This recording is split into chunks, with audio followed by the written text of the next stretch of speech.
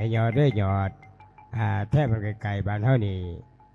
บ้านได้เขากับผ้ากันเฮ็ดถนนหนทางงามแดนหนาพร้อมได้สามารถเที่ยวได้ทั้งฤดูแล้งแล้วฝนบ้านเฮานี่บ้านได้สิจังเขาจะเถื่อเว้ย ก็เลยยินในบ้านเพิ่นว่าสิพากันเฮ็ดอยู่ไหน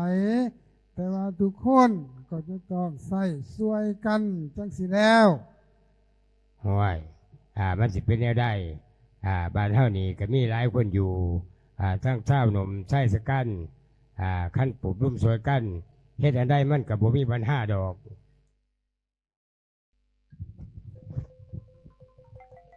แม้นพวกเจ้าสัวกันอีหยังน้อพวกเจ้าฮู้แล้วบ่ว่าใกล้จะฮอดวันเลือกตั้งสมาชิกสภาแห่งชาติและสมาชิกสภาประชาชนขันแข็งได้คอยรถตื่นเต้นได้เด้เพราะว่าปีนี้มันเป็นปีทำอิฐที่คอยเลยใส่สิทธิประชาธิปไตยเขาในการเลือกตั้งน้ำเพิ่นอายุคอยปีนี้กับผู้ที่ได้18 ปีก็ได้ยินเพิ่นเบาอยู่ว่าวันที่12 กุมภา2016นี้แม่นเป็นวันเลือกตั้งเอาสมาชิกสภาแห่งชาติและสมาชิกสภาประชาชนขันแขวงแต่พวกเขาใจว่าการไปใช้สิทธิ์เลือกตั้งในครั้งนี้มีแต่ละครอบครัว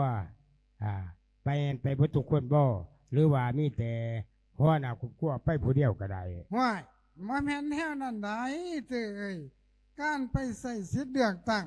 มันไปแทนกันบ่ได้ไหนคนในเมืองลาวทุกๆคน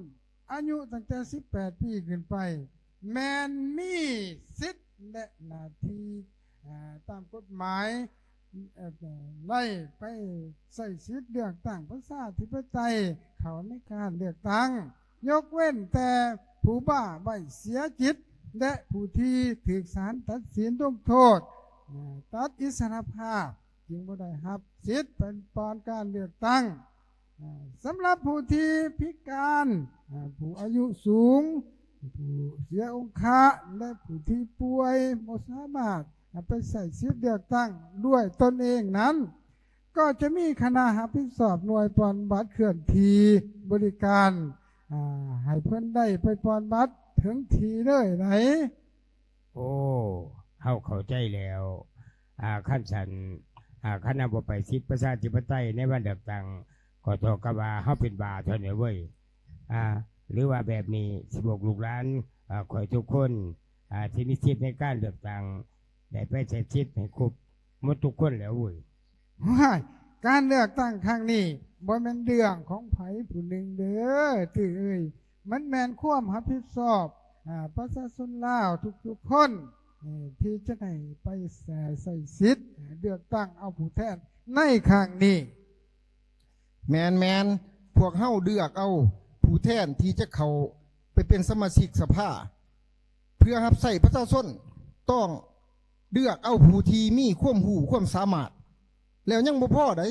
ต้องมีความบริสุทธิ์สัตย์ซื่อนำอีกแม่นแท้ตื้อเอ้ย1 คะแนนเสียงเปลี่ยนอนาคตให้ดีขึ้นไหนไปพวกเฮาพากันไปบอกลูกบอกหลานพวกเฮาผู้ที่มีสิทธิ์ให้ไปเลือกตั้งหมดทุกคนเลยเนาะซุ่มส้นเข้มแข็งประชาชนห่วมใจสร้างพัฒนามือปอนบัตรแมนมือทีประชาชนได้แสดงพลังอันแข็งกาทุกคนพร้อมเพียงกันไหนขอเชิญชวนพี่น้องประชาชนผู้ที่มีอายุ18 ปีขึ้นไปใส่สิทธิ์เลือกตั้ง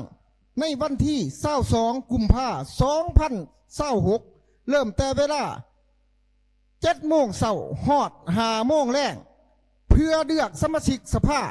แห่งชาติและสมาชิกสภาขันแข็งอย่าลืม